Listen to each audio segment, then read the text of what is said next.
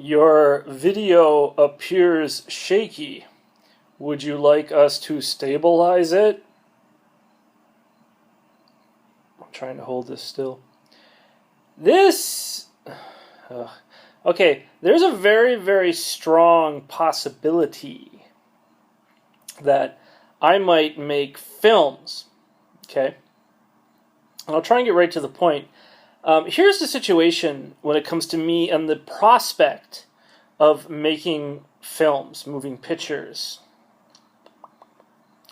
I think I've got an idea for a film that's so fucking good, it's ridiculous. So when I'm finished writing the script, or when I'm finished telling my secretary and my stenographer the script, before I walk into the room with the big oak desk,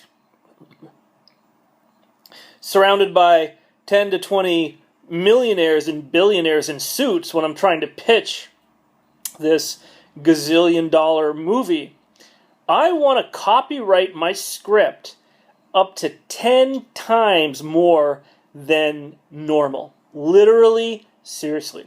The reason is because I'm very, very paranoid. I'm extremely paranoid.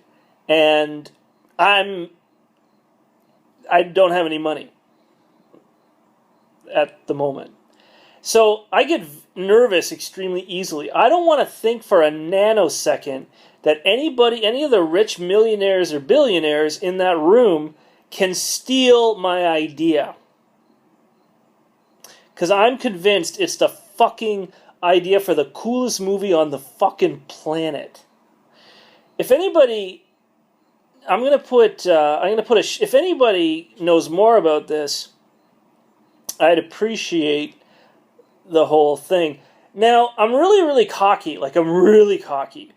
I would like somebody to give me 3 secretaries and 2 stenographers and somebody with voice recording, voice to text or whatever, and I would just babble and I'd want a really good director of photography. And I would just babble on about the film, and then the script would manifest from that. Now, the thing is, I don't think I have the ability to direct it. I might, but not really, because I don't have any experience. So that's where I need a few directors of photography, and I just babble on about what I want it to look like. Okay.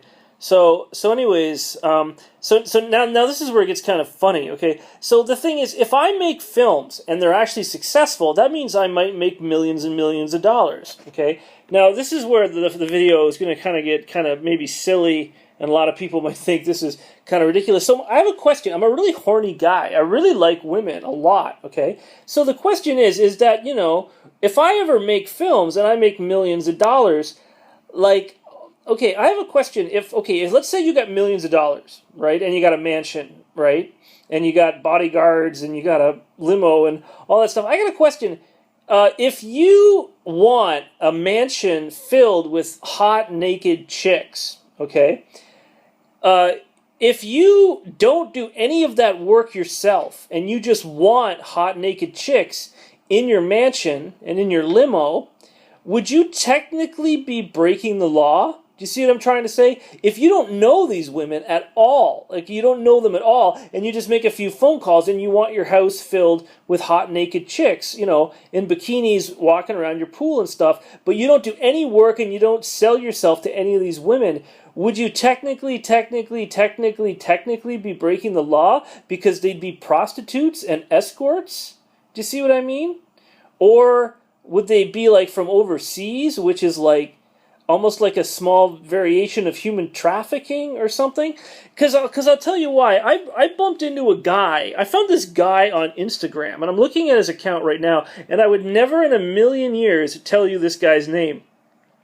Because I would never make a video using this man's name, because I think he's a millionaire. He might possibly be a billionaire.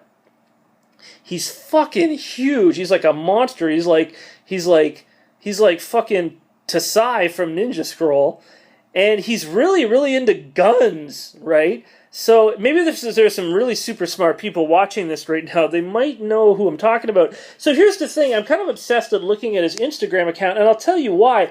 It's because this guy is just constantly surrounded by beautiful naked women. And the interesting thing is, I really don't think he has that many guy friends at all. It's just him surrounded by hot, naked chicks. And he really likes to make guys jealous, that's for sure. So anyways, my question is, okay, these women, when I look at these women, I'm pretty sure they're not prostitutes. I'm pretty fucking sure they're not prostitutes. And I'm pretty sure they're not escorts. Okay? And I'm even pretty sure that they're not even strippers, maybe. And they're not like skanky counterculture either. They're not chicks covered in tats and piercings and shit like that.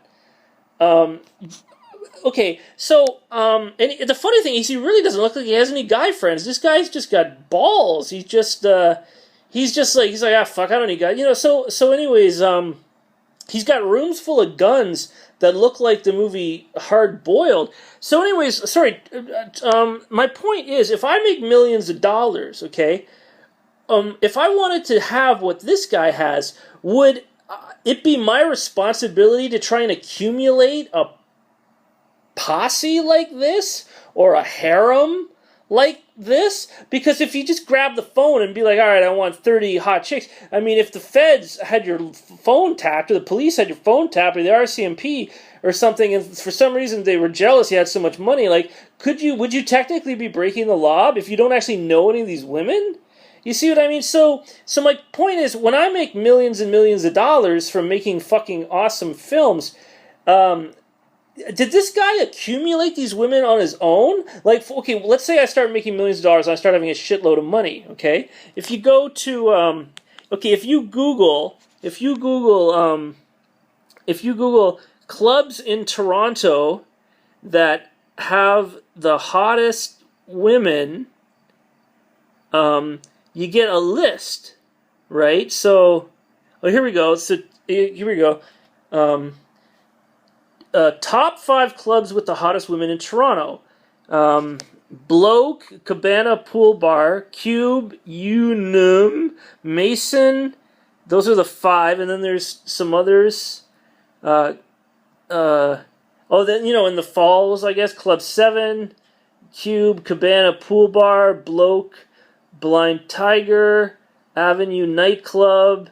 Now, the thing is, the dude who I'm talking about on Instagram, he has some pics of him at Cabana Pool Bar. So I'm making these videos 9 minutes because a couple days ago. Anyways, all right, part 1.